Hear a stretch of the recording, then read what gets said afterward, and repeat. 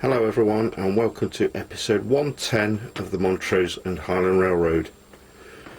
What's happened here then? I've taken the Destoria board out,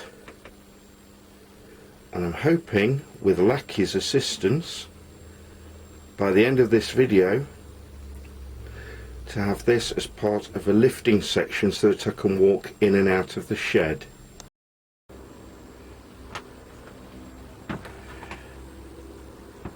I'm using these ProTrack rail joiners.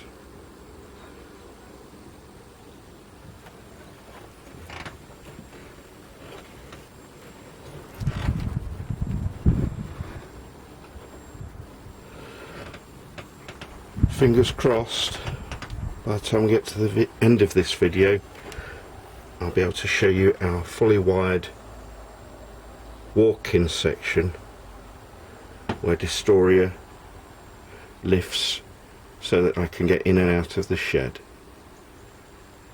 Keep your fingers crossed.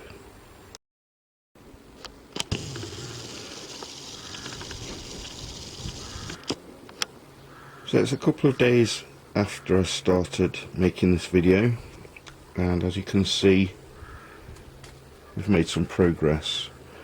A lot of the track has been removed, some of the scenic features, and miraculously, as far as I can tell, the lights for the railroad crossing have survived.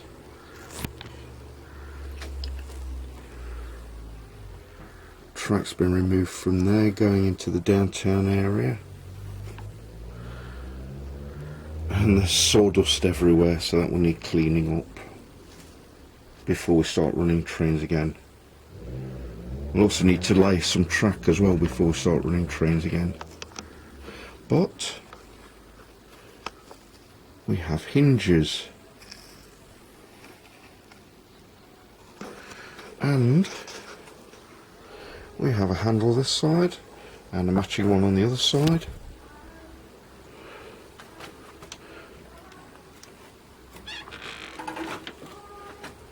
And a lifting section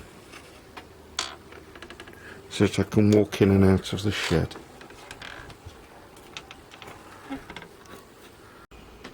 An idea I had for this screw is that I can raise or lower it by a quarter turn or so when it comes to lining up the track, so to get the height correct.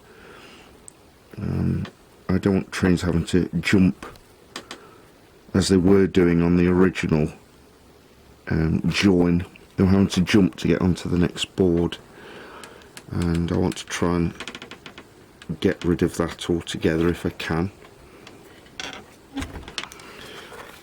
I might need to put one on this side as well. Actually, the gaps in the boards look really rough at the moment, but I'm hoping to cover that as far as possible with scenery so that it won't look so rough. We'll get the track down first and see what it looks like. Stay tuned. Okay, we've now got some track down. Track comes round the bend here. You can see where I've had to cut the track there so that the board lifts up. Very hair-raising moment there. On each of the four corners I put a track pin by the rail so that it doesn't go out of shape, and I've super glued the track to the rail firstly and then to the edges of the board. Try and make it as stable as possible. The track comes around here. That's some Pico set track which I've used again to give the track more stability. Onto this small bit here, which is the only original section of the Destoria board. I've left that in because I'd seen the railroad crossing. And then the trains go over the ProTrack joiner, which I showed you at the start of this video. And I'll show you in a moment, trains are running over here, so mission accomplished, famous last words. And because of the great big gap between the boards, I'm trying to do something scenic wise with this. I've put some play foam over that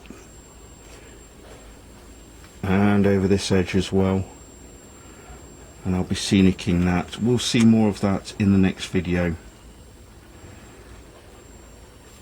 The buildings are missing, the lights are still in place but not working at the moment. Let's run a train over and I'll show you this in operation. Oh, just before I do, handle.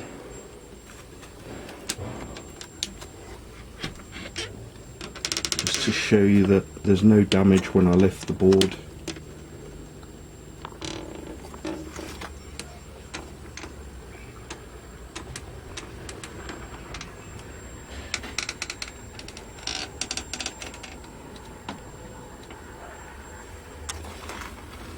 Track's gone back into place. This side needs a little bit of a jiggle just to get it back into alignment again, but nothing too major. Let's run some trains.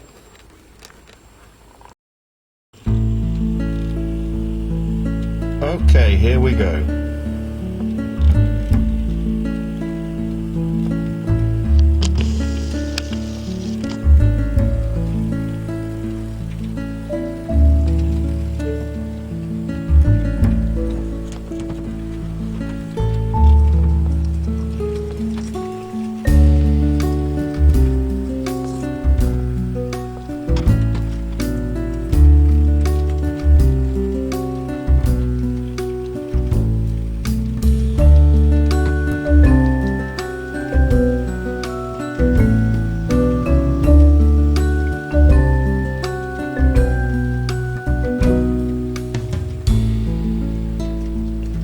I'm going to count that as a success. There's only one thing I did have to do. You can see just where that track pin is, that shiny track pin. I had to raise this side of the track a little bit, almost bank it a little bit, because one or two of the locomotives, when they were going in this direction, were actually derailing. But once that's covered in ballast, you won't see it, and I'm really happy with that. The longest locomotives I have running on the line is an SD 9043 Mac. Let's see how our Conrail one copes going round the Destoria section on a train of dirty coal gondolas.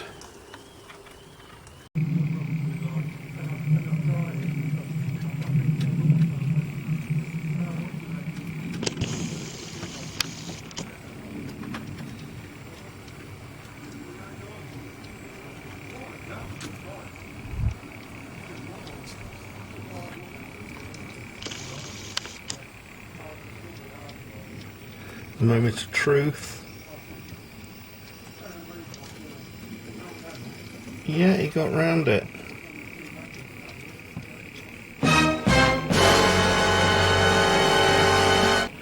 Looks like the gondola didn't though. Right. Yeah, I'm happy with that. The scenery's taken a bit of a pounding. I'm not quite sure where the white wire that goes on this track's gone to that. I'll have to solder them on, no doubt. But yeah, quite satisfied with that. In the next video I'll probably have some more scenery done on this area, or have it renewed at least, and hopefully have the lights working again.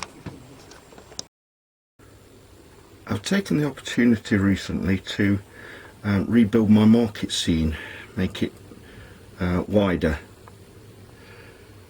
and I've got quite a lot more detail in there than it was originally.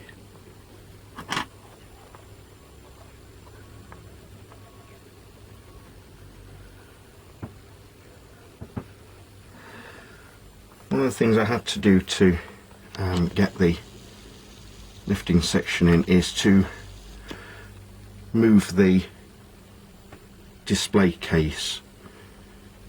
I've lifted it up with Lackey's help. And one unfortunate thing which has happened is that it doesn't look like night time under here anymore, which is one of the things that I really loved.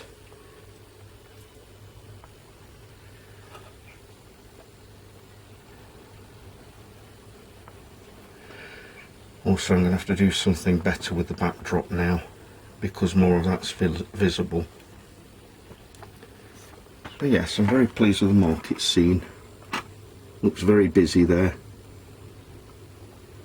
I think you still have street markets in America. And also this area doubles up, of course, as a Christmas scene as well, which I'm going to have to rebuild as we get close to the season.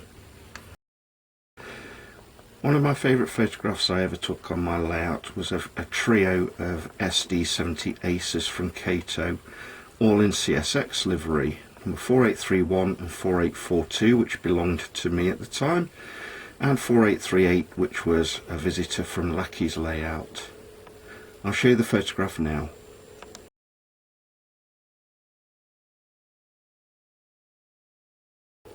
"5 years ago I sold 4831, and it's one of the many regrets that I've got in this hobby of ours. So when I got the opportunity to buy a duplicate 4831, I immediately jumped to it. Let's have a look. I always thought it was a real shame that CSX didn't like SD70 Aces and sold them as soon as they were able to, because I think this livery suits them really well. And anybody who knows me knows that I like the Aces a lot. Probably my favourite American locos, certainly my most favourite modern day locos. Let's see how she runs.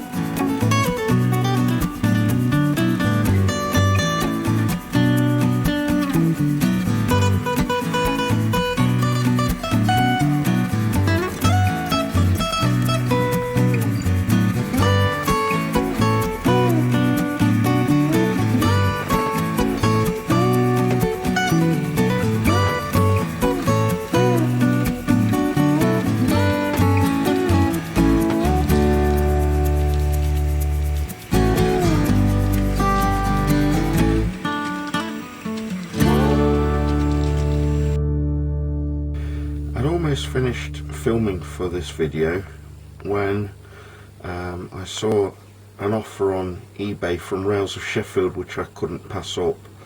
One of the locos which I sold 5 years ago was Denver Rio Grande Western SD45 number 5327, another loco which I really liked and I wish I hadn't sold. So when I saw it as a bargain on eBay, I had to have it. And as I say, while I was preparing this video, it arrived in the mail. So let's take a look.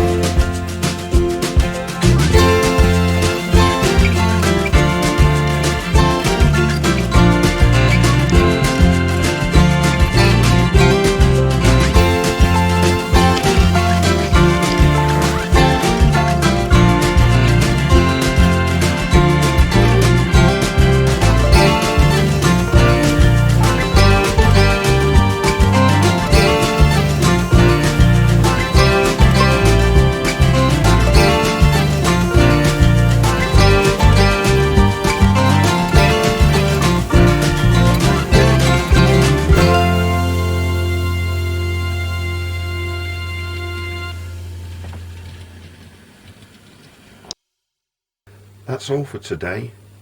I hope in this video I've been able to convey some of the enjoyment and excitement that I've got out of turning the Destoria board into a lifting section so that I can walk in and out of the shed. Arthritis in the knees is not a friend to model railroaders, and certainly not to me, and I knew I had to do something while I was still able.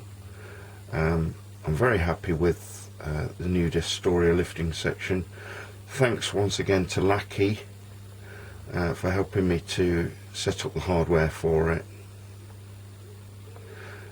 So that's all I've got for you today. I'm off to the Loughborough show tomorrow to help my friend Bob the Bear operate his N-scale layout Lost Tanimals.